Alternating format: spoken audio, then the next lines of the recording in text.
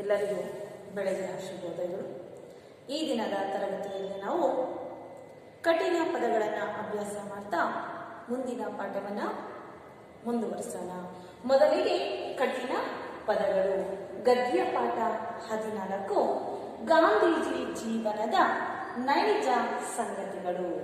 ಕಠಿಣ ಪದಗಳು. ಕಠಿಣ ಪದಗಳು ಅಂತಂದ್ರೆ ಹಾರ್ಡ್ ವರ್ಡ್ಸ್. ಓದೋದನ್ನು ನಾವು ಕಲಿಬೇಕು. ಗಾಂಧೀಜಿ ಅಥವಾ ಬಾಪೂಜಿ. ವೇಷಭೂಷಣ, ಮೈ ಮೇಲೆ, ಹೃದಯ, ಆಗ್ರಹ, ಭಾಷಣ, ಸ್ವಯಂ ಸೇವಕರು, ಸಹಾಯಾರ್ಥ, ಅರ್ಧಾಣೆ. ನೋಡಿ ಮಕ್ಕಳೇ, ಅರ್ಕಾವತ್ತು ಅಂತ ಕರಿತೀವಿ. ಇದನ್ನ ನಾವು ಪ್ರೊನೌನ್ಸಿಯೇಷನ್ ಮಾಡಬೇಕಾದ್ರೆ ಇದ್ರ ಜೊತೆ ಮಾಡಬೇಕು. ಹಿಂದಿನ ಅಕ್ಷರದ ಜೊತೆ ನಾವು ಪ್ರೊನೌನ್ಸಿಯೇಷನ್ ಮಾಡಬೇಕು. ಬರೀಬೇಕಾದ್ರೆ ಮುಂದಿನ ಅಕ್ಷರದ ಮುಂದೆ ನಾವು ಅರ್ಕಾವತ್ತುವನ್ನ ಬರೀಬೇಕು. ನೋಡಿ, ಅರ್ ಅಂತ ಇಲ್ಲಿ ನಾವು ಪ್ರೊನೌನ್ಸಿಯೇಷನ್ ಮಾಡ್ತೀವಿ, ಬಟ್ ಬರೆಯೋದನ್ನ ಒಂದು ಅಕ್ಷರದ ಮುಂದೆ ಬರೀತೀವಿ. ಅರ್ಧಾಣೆ. ನೋಡಿ, ಇಲ್ಲೂ ಅಷ್ಟೇ ದರ್ ಅಂತ ಇಲ್ಲಿ ನಾವು ಪ್ರೊನೌನ್ಸಿಯೇಷನ್ ಮಾಡ್ತೀವಿ, ಬಟ್ ಬರೆಯೋದು ಮುಂದಿನ ಅಕ್ಷರದ ಮುಂದೆ ಬರೀತೀವಿ. ದರ್ಶನ. ಹಾಗೆಯೇ ರೂಪಾಯಿ. ರೂಪಾಯಿ ಅಂತ ನಾವು ಕರಿತೀವಿ. ವಸ್ತ್ರ. ವ ಸಾಗೆ ತಾವತ್ತು ಇದೆ, ಸ್ತಾ ಆಗುತ್ತೆ. ಸ್ತಾಗೆ ಮತ್ತೆ ರಾವತ್ತು ಅಂತಂದ್ರೆ ಸ್ತ್ರ, ವಸ್ತ್ರ ಅಂತ ನಾವು ಪ್ರೊನೌನ್ಸಿಯೇಷನ್ ಮಾಡ್ತೀವಿ.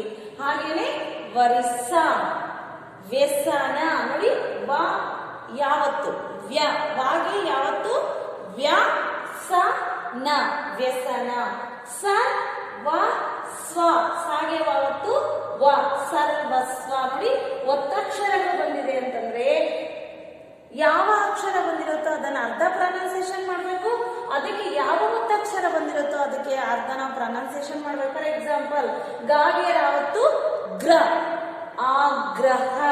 ಹಾಗೇನೆ ಸಾಗೆ ಯಾವತ್ತು ಇದೆ ಸ್ವ, ಸ್ವಯಂ ಸೇವಕರು. ಹೀಗೆ ನಾವು ಒತ್ತಕ್ಷರಗಳನ್ನ ಪ್ರೊನೌನ್ಸಿಯೇಷನ್ ಮಾಡಬೇಕು. ಮಕ್ಕಳೇ, ಈಗ ನಾವು ಪಾಠವನ್ನ ಓದಿ ಅದರ ಅರ್ಥವನ್ನ ಅಭ್ಯಾಸ ಮಾಡೋಣ. ನೋಡಿ ಮಕ್ಕಳೇ, ಪುಟದ ಸಂಖ್ಯೆ 104.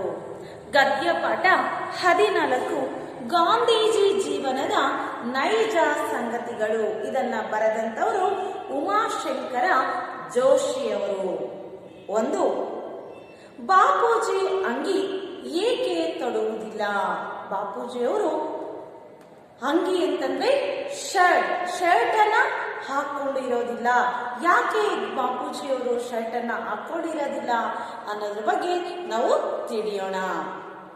ಬಾಪೂಜಿಯನ್ನು ಭೇಟಿಯಾಗಲು ಅನೇಕ ಮಕ್ಕಳು ಆಗಾಗ ಬರುತ್ತಿದ್ದರು. ಒಂದು ದಿನ ಅಲ್ಲಿ ಬಂದ ಒಬ್ಬ ಬಾಲಕನಿಗೆ ಬಾಪೂಜಿಯ ವೇಷಭೂಷಣ ಕಂಡು ತುಂಬಾ ವ್ಯಸನವಾಯಿತು.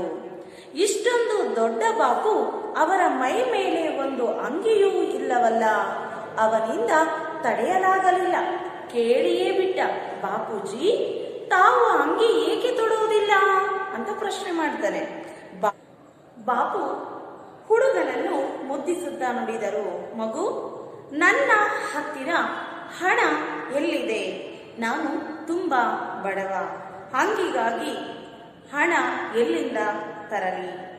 ಹುಡುಗನ ಹೃದಯ ಕರಗಿ ನೀರಾಯಿತು. ಆತ ಹೇಳಿದ, ನನ್ನ ಅಮ್ಮನಿಗೆ ಹೊಲಿಗೆ ಬರುತ್ತದೆ ನೋಡಿ. ಆಕೆಯೇ ನನ್ನ ಎಲ್ಲ ಅರಿವೆಗಳನ್ನು ಹೊಳೆಯುತ್ತಾಳೆ. ನಾನು ನನ್ನ ಅಮ್ಮನಿಗೆ ಹೇಳಿ ನಿಮಗಾಗಿ ಅಂಗಿ ಹೊಲಿಸಿ ಕೊಡುತ್ತೇನೆ. ಆಗ ನೀವು ಹಾಕಿಕೊಳ್ಳುವಿರಾ? ನನ್ನ ಅಮ್ಮ ಎಷ್ಟು ಅಂಗಿ ಹೊಲಿಯಬಲ್ಲಳು? ಬಾಪು ಕೇಳಿದರು. ನಿನ್ನ ಅಮ್ಮ ಎಷ್ಟು ಅಂಗಿ ಹೊಲಿಯಬಲ್ಲಳು? ಬಾಪು ಕೇಳಿದರು. ಹುಡುಗ ನುಡಿದ, ನಿಮಗೆ ಎಷ್ಟು ಬೇಕು?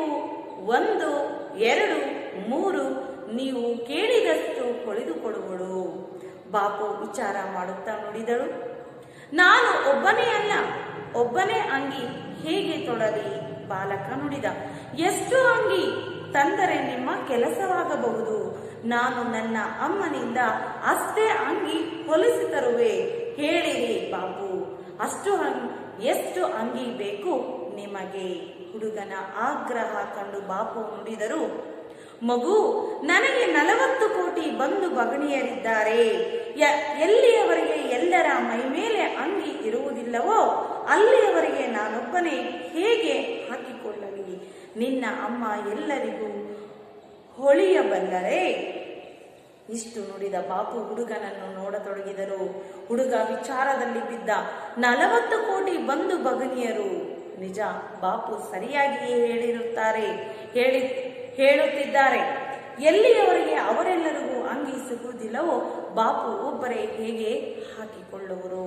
ಮಕ್ಕಳೇ, ಹೀಗೆ ನಾವು ಪಾಠವನ್ನ ಓದೋದನ್ನ ಅಭ್ಯಾಸ ಮಾಡಬೇಕು. ಈಗ ನೋಡೋಣ, ಬಾಪೂಜಿ ಅಂಗಿ ಏಕೆ ಹಾಕಿಕೊಳ್ಳೋದಿಲ್ಲ? ನಾವು ಅನೇಕ ಪಿಕ್ಚರ್ಸ್ ನಲ್ಲಿ ಹಾಗೇನೆ ವಿಡಿಯೋಸ್ ನಲ್ಲಿ ನಾವು ನೋಡಿದೀವಿ. ಯಾವ ಒಂದು ವಿಡಿಯೋ, ಯಾವ ಒಂದು ಪಿಕ್ಚರ್ ಅಲ್ಲಿ, ಫೋಟೋದಲ್ಲೂ ಸಹ ಗಾಂಧೀಜಿಯವರು ಶರ್ಟ್ ಅನ್ನ ಹಾಕಿಲ್ಲ. ಯಾಕೆ ಅನ್ನೋ ಒಂದು ಪ್ರಶ್ನೆ ಸುಮಾರು ಬಾರಿ ನಮ್ಮನ್ನ ಕಾಡಿರುತ್ತೆ.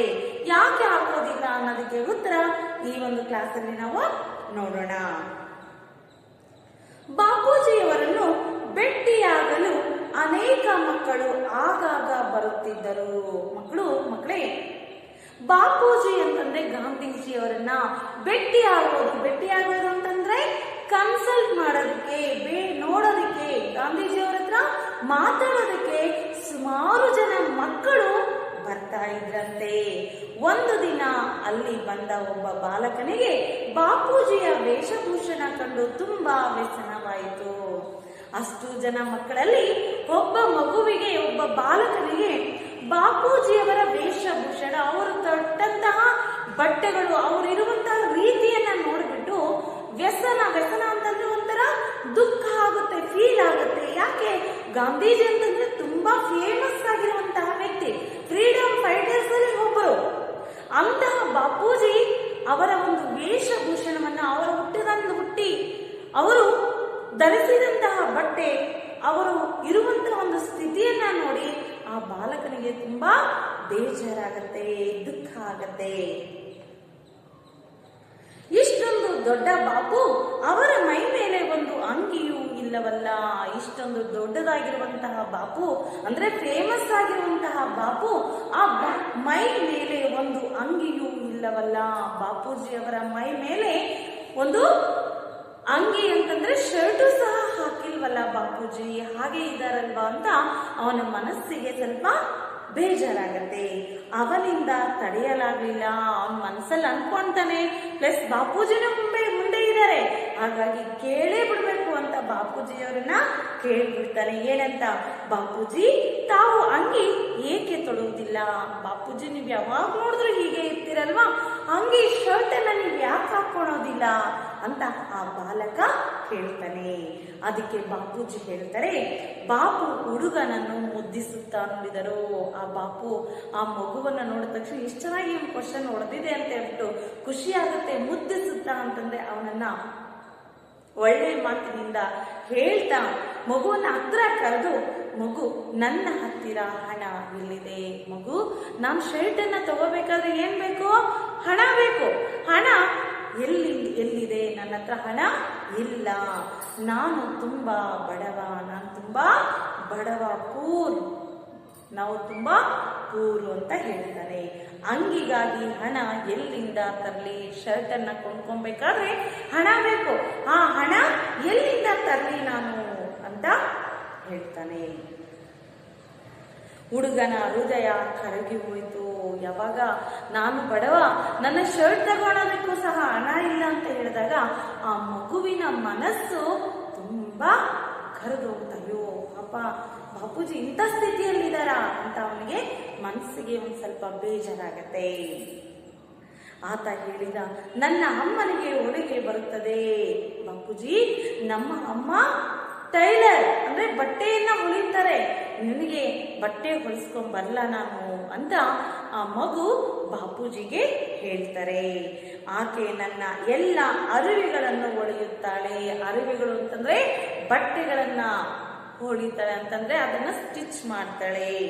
ನಾನು ನನ್ನ ಅಮ್ಮನಿಗೆ ಹೇಳಿ ನಿನಗಾಗಿ ಅಂಗಿ ಹೊಲಿಸಿಕೊಡುತ್ತೇನೆ. ನಮಗೆ ಅಮ್ಮಗೆ ಹೇಳಿ ನಾನು ಬಾಪೂಜಿಗೆ ಒಂದು ಅಂಗಿ ಬೇಕಮ್ಮ ಹೊಲ್ಕೊಡು ಅಂತ ಹೇಳ್ತೀನಿ. ನಮ್ಮಮ್ಮ ಹೊಳ್ಕೊಡ್ತಾರೆ, ತಗೊಂಬರ್ಲಾ ಅಂತ ಮಗು ಬಾಪೂಜಿಯನ್ನ ಕೇಳ್ತಾನೆ. ಆಗ ನೀವು ಹಾಕಿಕೊಳ್ಳುವಿರಾ, ನಾನು ಹೊಲಿಸ್ಕೊಂಡ್ಬರ್ತೀನಿ, ನೀವಾಗ ಹಾಕೊಂತೀರಾ ಅಂತ ಹೇಳ್ತಾನೆ. ಆಗ ಬಾಪು ಕೇಳ್ತಾರೆ, ನಿನ್ನ ಅಮ್ಮ ಎಷ್ಟು ಅಂಗಿ ಹೊಳೆಯಬಲ್ಲಳು? ನಿನ್ನ ಅಮ್ಮ ಎಷ್ಟು ಶರ್ಟ್ಗಳನ್ನ ಹೊಳೆಯಬಲ್ಲಳು? ಎಷ್ಟು ಶರ್ಟ್ಗಳನ್ನ ನಿಮ್ಮ ಹೊಳೆಯೋದಕ್ಕೆ ಸಾಧ್ಯ ಆಗತ್ತೆ? ಹುಡುಗ ನುಡಿದ, ನಿಮಗೆ ಎಷ್ಟು ಬೇಕು? ನಿಮಗೆ ಎಷ್ಟು ಬೇಕು ಬಾಪು ಅಂತ ಕೇಳ್ತಾನೆ. 1, 2, 3. 1 ಬೇಕಾ, 2 ಬೇಕಾ, 3 ಬೇಕಾ? ನೀವು ಕೇಳಿದಷ್ಟು ಹೊಲಿದು ಕೊಡುವಳು. ನೀವು ಎಷ್ಟು ಕೇಳ್ತೀರೋ ಅಷ್ಟು ನಮ್ಮಮ್ಮ ಸ್ಟಿಚ್ ಮಾಡಿ ನಿಮ್ಗೆ ಶರ್ಟ್ಗಳನ್ನ ಕೊಡ್ತಾಳೆ ಅಂತ ಮಗು ಬಾಪೂಜಿಯವರಿಗೆ ಹೇಳ್ತಾನೆ. ಬಾಪು ವಿಚಾರ ಮಾಡುತ್ತಾ ನುಡಿದರು. ವಿಚಾರ ಮಾಡ್ತಾ ಅಂತಂದ್ರೆ ಬಾಪು ಆ ಮಗುವಿಗೆ ಅರ್ಥವಾಗುವ ರೀತಿಯಲ್ಲಿ ಹೇಳ್ತಾನೆ. ಏನಂತ? ನಾನು ಒಬ್ಬನೇ ಇಲ್ಲ ಮಗು, ಶರ್ಟ್ ಹಾಕೊಂಡಿರಾ ನಿನಗೆ ನಾನೊಬ್ಬನೇ ಕಾಣಿಸ್ತಾ ಇದ್ದೀನಿ, ಆದ್ರೆ ಶರ್ಟ್ ಇಲ್ದಿರಾ ನಾನೊಬ್ಬನೇ ಇಲ್ಲ. ಒಬ್ಬನೇ ಅಂಗಿ ಹೇಗೆ ತೊಡಲಿ? ನಾನೊಬ್ಬನೇ ಇಲ್ಲ, ನನ್ನ ಜೊತೆಗಿರೋರಿಗೂ ಸಹ ಅಂಗಿ ಇಲ್ಲ, ಶರ್ಟ್ ಇಲ್ಲ. ಅವರ ಮಧ್ಯದಲ್ಲಿ ನಾನೊಬ್ಬನೇ ಹೇಗೆ ಹಾಕೊಳ್ಳಿ ಆ ಶರ್ಟ್ ಅನ್ನ? ನಿಮ್ಮಮ್ಮ ಹೊಲ್ಕೊಡುವಂತ ಶರ್ಟ್ ಅನ್ನ ನಾನು ಹೇಗೆ ಹಾಕೊಳ್ಳಿ ಅಂತ ಮಗುಗೆ ಮತ್ತೆ ಪ್ರಶ್ನೆ ಮಾಡ್ತಾರೆ. ಯಾರೋ? ಬಾಪು. ಬಾಲಕ ನುಡಿದ, ಅಷ್ಟು ಅಂಗಿ, ಎಷ್ಟು ಅಂಗಿ ತಂದರೆ ನಿಮ್ಮ ಕೆಲಸವಾಗಬಹುದು ಬಾಪು? ನಿಮ್ಮ ಜೊತೆಯಲ್ಲೂ ಇದಾರೆ ಪೀಪಲ್ಸ್ ಅಂತ ಹೇಳ್ತಾ ಇದಾರೆ, ಶರ್ಟ್ ಇಲ್ಲದೆ ಇರೋರು, ಅವರೆಲ್ಲರೂ ಎಷ್ಟು ಜನ ಇದ್ದಾರೆ? ಎಷ್ಟು ಅಂಗಿ ಬೇಕು ನಿಮಗೆ? ಅಷ್ಟು ಅಂಗಿ ತಗೊಂಡ್ಬಂದು ಕೊಟ್ರೆ ನಿಮ್ ಕೆಲಸ ಆಗುತ್ತಾ ಅಂತ ಕೇಳ್ತಾನೆ. ನಾನು ನನ್ನ ಅಮ್ಮನಿಂದ ಅಷ್ಟೇ ಅಂಗಿ ಹೊಲಿಸ್ತೀನಿ, ನೀವೆಷ್ಟು ಹೇಳ್ತೀರೋ ಅಷ್ಟು ಶರ್ಟ್ಸ್ ಅನ್ನ ನಾನು ಸ್ಟಿಚ್ ಮಾಡಿಸ್ಕೊಂಡ್ಬಂದು ಕೊಡ್ತೀನಿ ನಿಮ್ಗೆ ಅಂತ ಹೇಳ್ತಾನೆ. ಹೇಳಿರಿ ಬಾಪು, ನಿಮ್ಮ ಒಪಿನಿಯನ್ ಏನು ಅಂತ ಕೇಳ್ತಾನೆ. ಎಷ್ಟು ಅಂಗಿ ಬೇಕು ನಿಮಗೆ? ನಿಮಗೆ ಎಷ್ಟು ಅಂಗಿ ಬೇಕು, ಎಷ್ಟು ಶರ್ಟ್ಸ್ ಬೇಕು ಅಂತ ನಮ್ಗೆ ಹೇಳಿ. ಹುಡುಗನ ಆಗ್ರಹ ಕಂಡು ಬಾಪು ನುಡಿದರು. ಹುಡುಗ ನಿಮ್ಗೆ ಎಷ್ಟು ಬೇಕು, ಎಷ್ಟು ಬೇಕು ಅಂತ ಪದೇ ಪದೇ ಕೇಳ್ತಾ ಇದ್ದಾನೆ.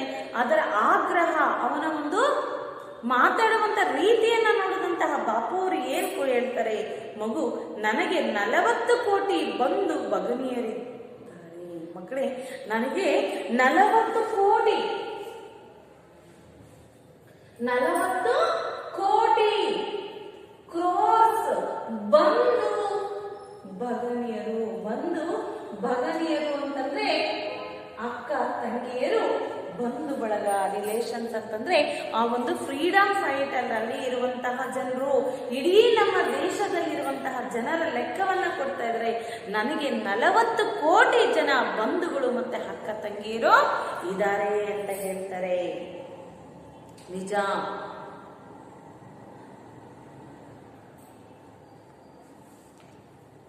ನಲವತ್ತು ಕೋಟಿ ಬಂದು ಭಗನಿಯರಿದ್ದಾರೆ.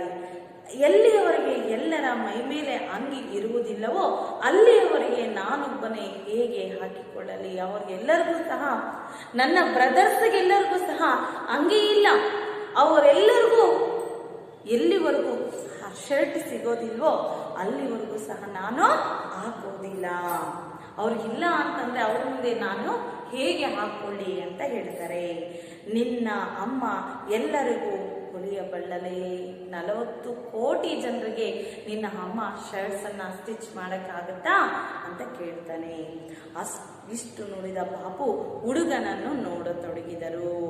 ಆ ಹುಡುಗನ ಕಡೆ ನೋಡ್ತಾ ಇದ್ದಾರೆ. ಹುಡುಗ ವಿಚಾರದಲ್ಲಿ ಬಿದ್ದ. 40 ಕೋಟಿ ಬಂದು ಭಗನಿಯರ ಅಂತ ಹೇಳ್ಬಿಟ್ಟು ಅದ್ರ ಬಗ್ಗೆನೇ ಥಿಂಕ್ ಮಾಡ್ತಾನೆ. ನಿಜ, ಬಾಪು ಸರಿಯಾಗಿ ಹೇಳುತ್ತಿದ್ದಾರೆ. ನಿಜ, ಬಾಪು ನಿಜವಾಗಿಯೇನೆ ಸರಿಯಾಗಿ ಸತ್ಯವಾಗಿಯೇ ಹೇಳ್ತಾ ಇದ್ದಾರೆ. ಎಲ್ಲಿಯವರೆಗೆ ಅವರೆಲ್ಲರಿಗೂ ಅಂಗಿ ಸಿಗೋದಿಲ್ವೋ, ಎಲ್ಲಿಯವರೆಗೂ ಅವರಿಗೆ ಹಾಕೋಣೋದಕ್ಕೆ ಅಂಗಿ ಸಿಗೋದಿಲ್ವೋ ಅಂತಂದ್ರೆ ಬಡವರಿದ್ದಾರೆ, ನಮ್ಮಂತಹ ಬಡವರಿಗೆ ಎಲ್ಲಿವರೆಗೂ ಹಾಕೋಣೋದಕ್ಕೆ ಶರ್ಟ್ ಸಿಗೋದಿಲ್ವೋ ಅಲ್ಲಿವರೆಗೂ ಸಹ ಬಾಪು ಹಾಕೊಳ್ಳೋದು ಇಲ್ಲ. ಬಾಪು ಒಬ್ಬರೇ ಹೇಗೆ ಹಾಕೊಳ್ತಾರೆ? 40 ಕೋಟಿ ಜನ ಬಡವರು ಇದ್ದಾರೆ, ಅವ್ರಿಗೆ ಹಾಕೊಳ್ಳೋದಕ್ಕೆ ಬಟ್ಟೆ ಇಲ್ಲ, ತಿನ್ನೋದಕ್ಕೆ ಊಟ ಇಲ್ಲ. ಅವ್ರಿಗೆಲ್ಲರಿಗೂ ಇಲ್ಲದಾದ್ಮೇಲೆ ನಾನು ಶರ್ಟ್ ಅನ್ನ ಹೇಗೆ ಹಾಕೊಳ್ಳಿ, ಫಸ್ಟ್ ಅವರಿಗೆ ಸಿಗ್ಲಿ ಆಮೇಲೆ ನಾನು ಹಾಕೊಳ್ತೀನಿ ಅಂತ ಸತ್ಯದ ಮಾತನ್ನ ಹೇಳ್ತಾರೆ ಬಾಪು. ನಿಜ, ನಾವು ಎಲ್ಲೇ ವಿಡಿಯೋದಲ್ಲಿ ನೋಡ್ಬೇಕಾದ್ರೂ ಎಲ್ಲಿ ಫೋಟೋ ನೋಡಿದ್ರು ಸಹ ಅವರು ಅಂಗಿಯನ್ನ ತೊಟ್ಟಿರೋದಿಲ್ಲ. ಬರೀ ಪಂಚೆ ಹಾಗೂ ಧೋತ್ರವನ್ನ ಅಂತಂದ್ರೆ ಕಾಟನ್ ಇಂದ ನೇಯ್ದಂತಹ ಒಂದು ಶಾಲ್ ರೀತಿಯಲ್ಲಿರೋ ಬಟ್ಟೆಯನ್ನ ಅವರು ಹೊಚ್ಕೊಂಡಿರ್ತಾರೆ. ಆ ಸ್ಥಿತಿಯಲ್ಲಿ ನಾವು ನೋಡ್ಬೋದು. ಹೀಗೆ ನೋಡಿ ಮಕ್ಕಳಿಗೆ, ಇಷ್ಟು ಈ ದಿನದ ತರಗತಿ. ಮುಂದಿನ ತರಗತಿಯಲ್ಲಿ ಇನ್ನು ಹೆಚ್ಚಿನ ವಿಚಾರಗಳನ್ನ ಅಭ್ಯಾಸ ಮಾಡೋಣ. ಧನ್ಯವಾದಗಳು.